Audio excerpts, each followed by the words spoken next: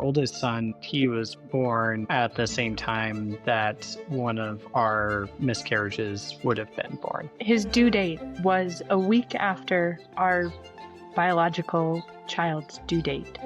And if someone had told me when I was miscarrying that in 9 months I would have a baby in my arms, I wouldn't have been able to believe that. You know, it was a very low time for both of us. Welcome to the Ferris Love Podcast. Here we explore spiritual insights and practical strategies to help you cultivate a family life rooted in beautiful, self-giving love. Join us as we invite experts to share uplifting perspectives and actionable advice for navigating the joys and challenges of modern family dynamics. Welcome back to the Ferris Love Podcast. Today I am joined by two wonderful people. I'm Chrissy and CJ. Welcome to the podcast. Thank you so much. For the listeners who, don't know who you are, do you want to take a moment to kind of share a little bit about yourselves and share a little bit about how adoption became a part of your story? Sure.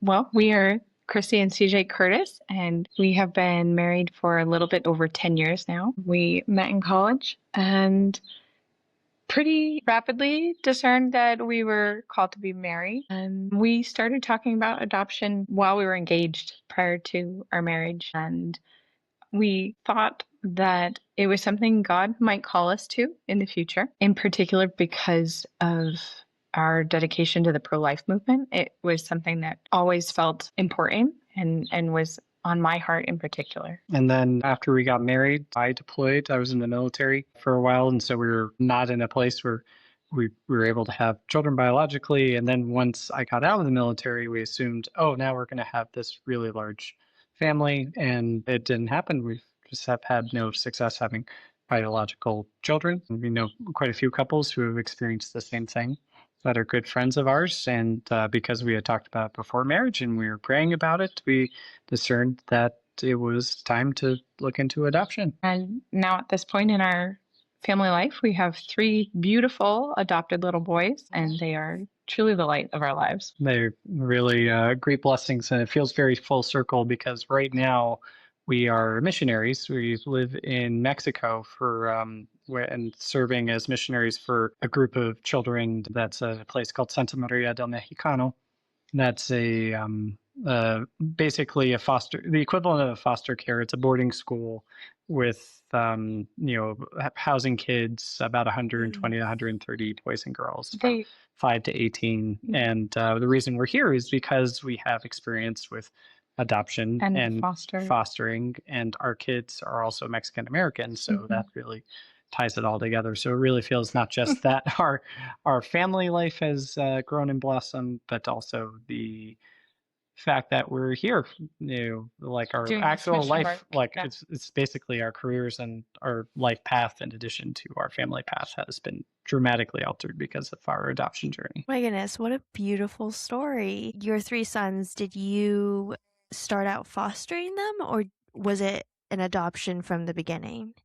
All 3 of our sons came from private adoptions. They are biological brothers, so they all have the same birth mom. But prior to our 3rd son's birth, before we even knew that he was an idea, we fostered another set of brothers. So at one point we had our 2 older sons, and we had 2 foster sons in our home at the same time.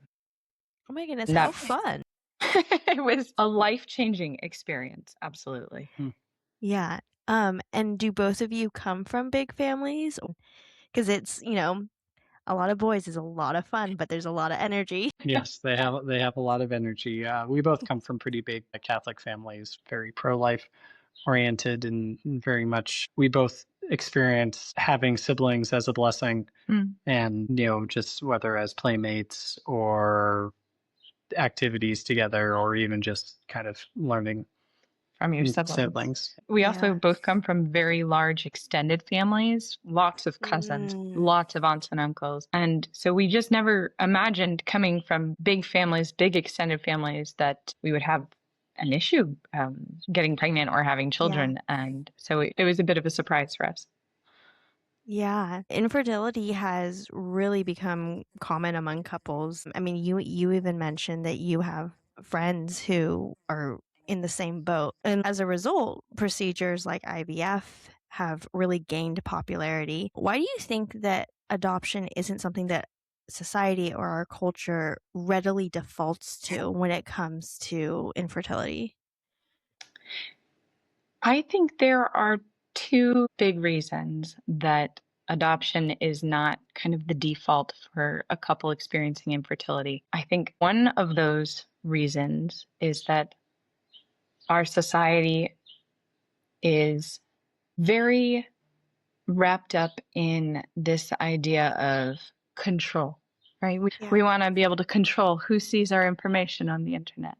We want to be in control of what happens to our bodies, when and where. And we want to control every aspect of our lives, from when we take our vacation to how much time we get to work remote, and all of these things that we think we have control over. And when you think about adopting a child, there is so little in your control. And you feel like, if I could just grow my own child, I would be in control of that situation. I can choose, okay, I'm maybe experiencing infertility, but I can go to a doctor and I can have them help me get pregnant when I want to get pregnant, so that I have my baby that I've grown and I'm in control. And there is a lot of faith needed to let go of that control and say, Lord, this is your plan. This is not my plan. I don't get to make the decisions.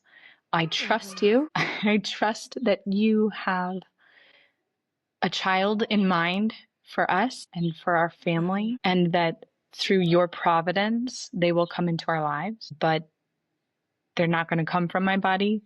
They're not going to come from the choices that I make.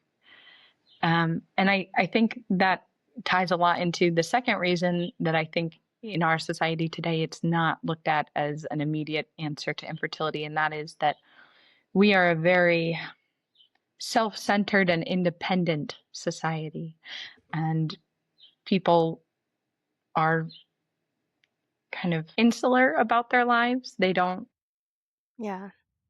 want to reach out and meet someone, a stranger from a different city, a different town, a different social status, with brokenness in their lives, and invite that brokenness into your own life.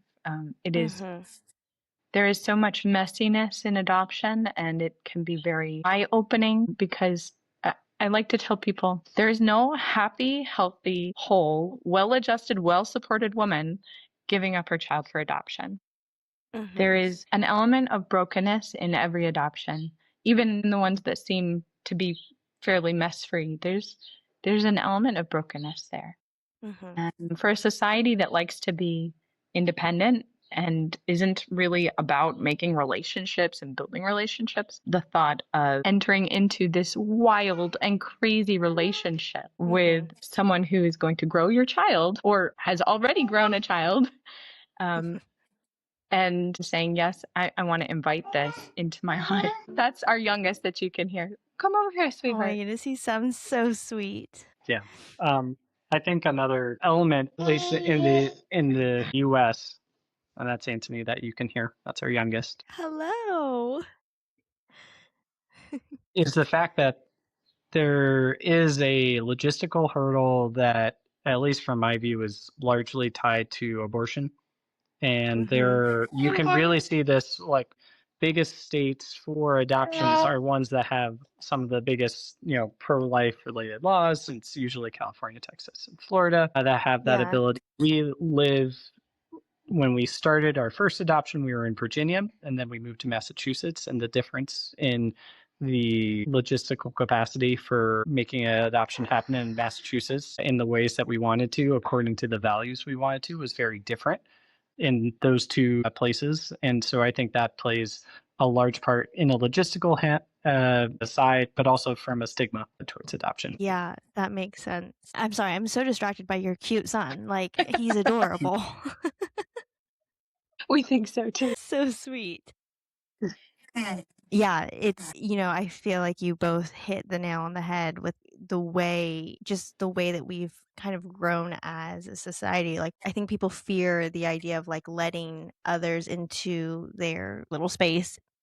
It's great points. And like, to that point, I think there's this misconception that parents of adopted children, they don't view those children as their real children. And that, kind of to your point of, something broken in your life, you can't have that. Why do you, or what are your thoughts on that misconception? Because it's a wild one, truly, when you think about it. But what Yeah. are your thoughts on just this idea that you can't love someone, a child that you didn't carry or that isn't your blood? I think it's a very natural I think I'm gonna go see if this guy wants to join his brothers in the other room. Now, you asked about the misconception of Yeah. adoptive parents maybe not feeling like their children are truly their own. I think Mm-hmm. I think it's a very natural misconception to have. Honestly, as an adoptive mother, prior to adopting my first son, I was so worried. I was nervous. I was like, can I love this child the way that a natural mother loves her child? Like, I don't know. What's this going to be like? But the reality was that as soon as I saw him, I knew that he was mine. And I was in love immediately. And we, as adoptive parents, absolutely feel like our children are ours. They are our children. We are their parents. We are doing the parenting. We are doing the very important work of being parents. And I think, yeah, it's a natural but unfortunate misconception, because the truth is I didn't bring my children into the world, but in every other aspect, I am their mother. In the fullness and in the entirety of the word, I am their mother. I am the one who dresses them in the morning and sings to them at night before they go to bed. I prepare their meals and take them on walks and help them learn about the world and explore. And we are the ones who are helping them build their relationship with God and understand why they are here, why we are here. And that is what a parent does. Yeah. CJ, do you have any additional thoughts? No. Yeah, I think that's a beautiful answer. And I think that it's, as an adoptee, growing up, it was coming from a totally fine place. The girl was young. She just couldn't quite wrap her head around the idea of what adoption was. But I remember her being like, that's so sad that you don't have your real parents. And I was like, but I do. Right. Like, and I think that, the idea that we can't view children as our own in this case of adoption is a really limited view on love, because it kind of implies the idea of, you can't love someone that isn't directly related to you, which is just a completely false idea in any world, because, we love our friends, we love, our nieces and nephews, and like those, I mean, that was probably a bad example given that they are our blood, but but, like, even, I have friends who have children, and I love those children too, and they're not related to me whatsoever. But, Yeah. I'd like. obviously the bond is different. But go ahead, Chrissy. Oh, no, that's okay. I didn't mean to interrupt you. I was going to say, I like to tell my children that everybody in the world has a birth mom and a real mom. And that for most people, or a lot of people anyway, those two people, their birth mom and their real mom, are the same person. Like for me, I tell my kids, grandma is my birth mom and my real mom. And I say, but for you guys, they're two different people. And that's true of everyone who's adopted. They have a birth mom who brought them into the world, and the real mom who is their real mom, who does the mom part of life. Yeah, exactly. And I think that another fun way to think about for the adopted children, because I think that a lot of times people worry that those children will have issues of abandonment and not feeling wanted. And I think, like you said, every story is different, but I like to think that, you're loved twice, because your birth mother brought you into this world. If you're living in a location where abortion is readily available, like that's a choice right there. But yeah, I like to think that you're twice as loved because, your birth mother loved you enough to bring you into this world. And then you have your adopted mom who loves you through the day to day because like that's the reality of it. Yeah, that's something we experienced with our particular adoption journeys, in part because all of our boys are biological siblings. So they have a active relationship with their biological family that is pretty beautiful. And they're able to say, oh, okay, this is someone who cares about me. Like they have enough interaction with them that they can say that this is a part of their family. We talk about it as, we've added to our family. Our family has grown because of this connection through adoption. In a really beautiful way. It's something that we really enjoy, like what we just said at the beginning. I mean, we're here in Mexico in large part because of having this family grow in ways that we weren't anticipating. Yeah. And our children's heritage is important to us, and we want to celebrate that with them. Yeah. I have friends who are surprised when I talk about visiting my children's bio family, their bio parents and bio aunts and uncles and cousins. And they're like, wow, that's so brave. But we feel like, why would we ever hesitate to build relationships with people who love our children, right? The more people who love our children, the better. The more our children know about their story and how they came into this world and into our lives, the better. Yeah, exactly. Kind of going a little off script because you gave me new information and now I'm curious. Do you ever find it hard to balance parenting because your adopted children are in touch with their biological families too? Because I know obviously every situation is different, but how do you parent and explain these are your biological family, but like we're our family, especially when you have young children? Yes, we always try to the information that we share with our children age appropriate so that they can understand it. But we also want our children to know as much of the truth as we can share with them at each age, so that they never feel like, well, mom and dad kept this from us. They hid something or lied. We want our children to grow up knowing that we are honest and open about their story and our family story. Our family does a lot of, this is largely Chrissy's doing, but of telling true stories. Yeah. And whether about what we did today, going to the park, or the odds and ends, and then it goes to true stories of when we were kids, and it very much includes their birth stories and stories about their family. And so that's something that has become a very, very useful tool that we've also heard of when we've talked to other adopted families, and also people who like help teach people going through difficult situations for adoption. So to be able to do that. In terms of the first question you asked of the balancing the biological family versus our family, in our particular case, it's relatively easy because there's a logistical barrier of distance that our children are all born in California. That's far enough away from where we have lived that there's no, say, appointments or like events that they're consistently going to. It's we have the control of when to initiate the visits or not. It's always a special occasion seeing their biological family. I see. And we talk to them about that ahead of time. They know who we're going to be seeing. They know their birth mom's name. We pray for her every day. And we talk about her, like CJ said. The fabric of our family life is filled with true stories about our family history. So I tell them about my childhood. We tell them about CJ's childhood. We tell them about our parents, their grandparents, and lots of just stories of family life.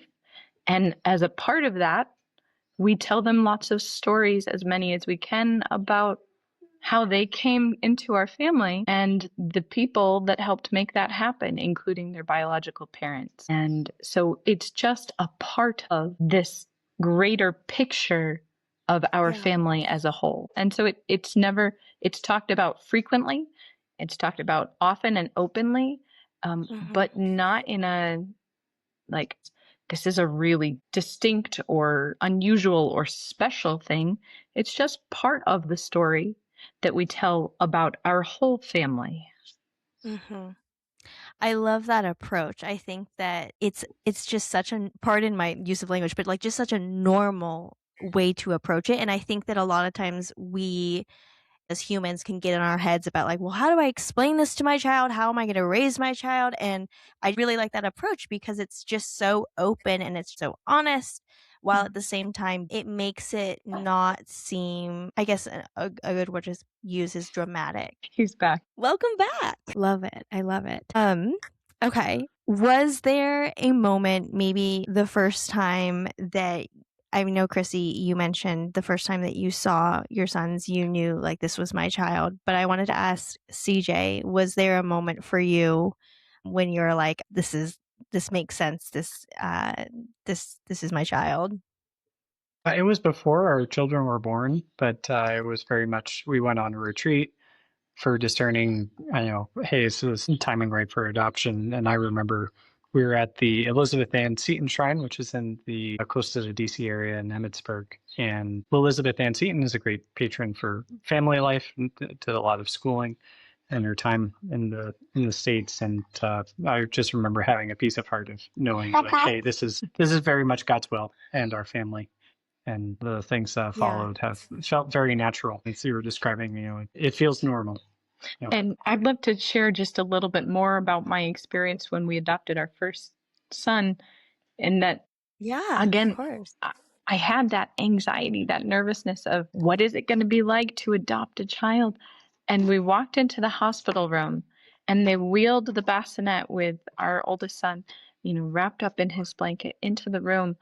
And the tag on his bassinet said, "Baby boy Curtis." And I started crying because I was like, not only do I know he's my son, but this hospital knows he's my son. Like, there are other people in the world who recognize this is my child. And so that was just like a really special moment for me as, meeting our son for the first time and having that moment of other people know it too. Other people know. I know that he's mine and other people know that he's mine. That's beautiful. For the couple that is going through infertility and, longing to be parents, what would you say, woman to woman, to the mother who's dealing with infertility? And then CJ, what would you say to the father who's, going through this, going through infertility as well?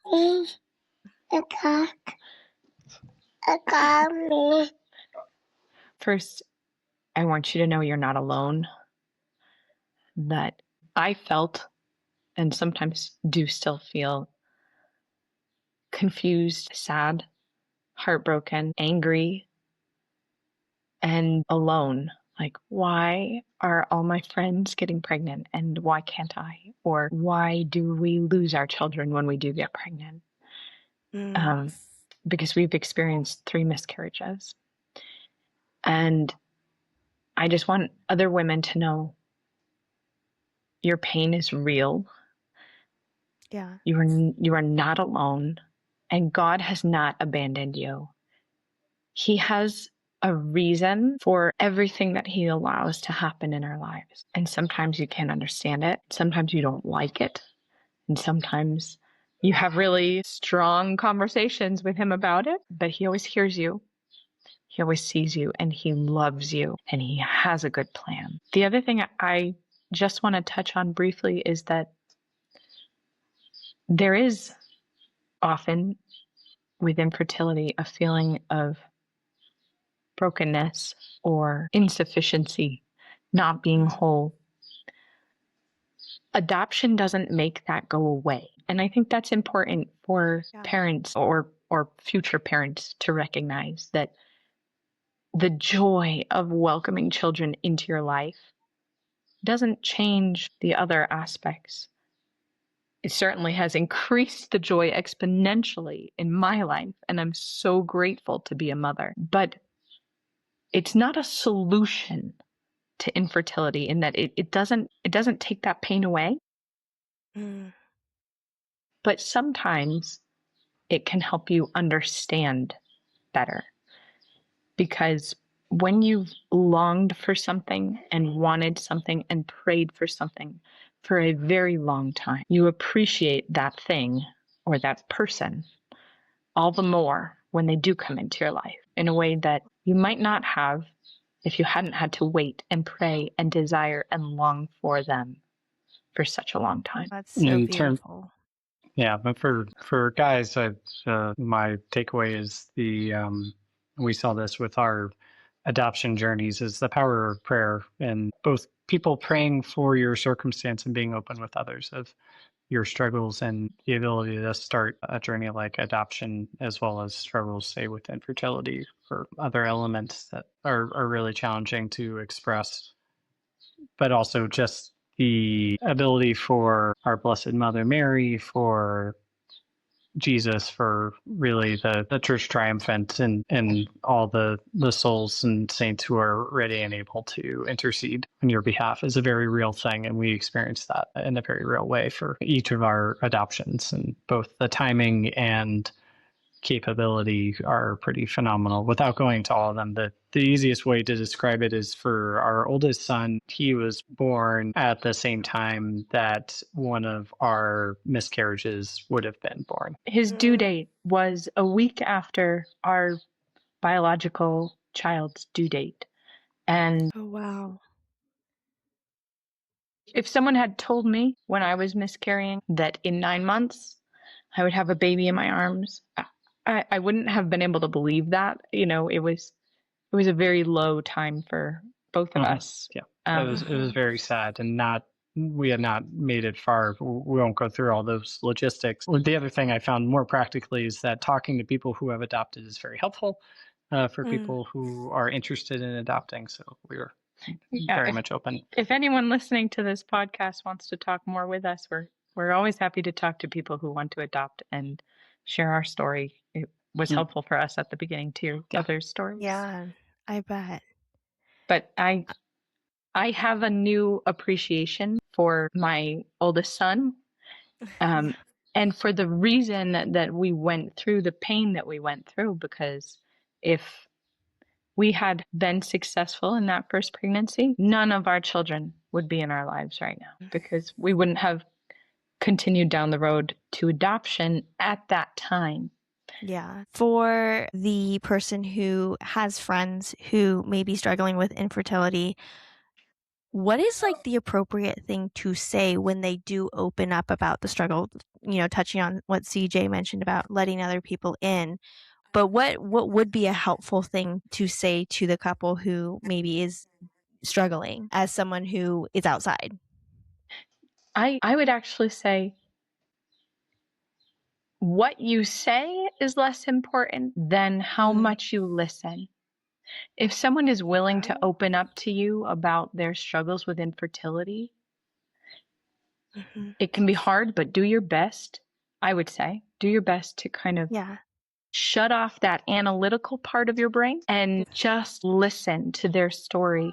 And if you can, reflect back to them what you're hearing as far as how they feel or what they're experiencing, and give them the chance to process it with you. If you're close to someone who's going through infertility and they're willing to share that with you, chances are they're not really looking for your advice. They just want their story to be heard. Yeah.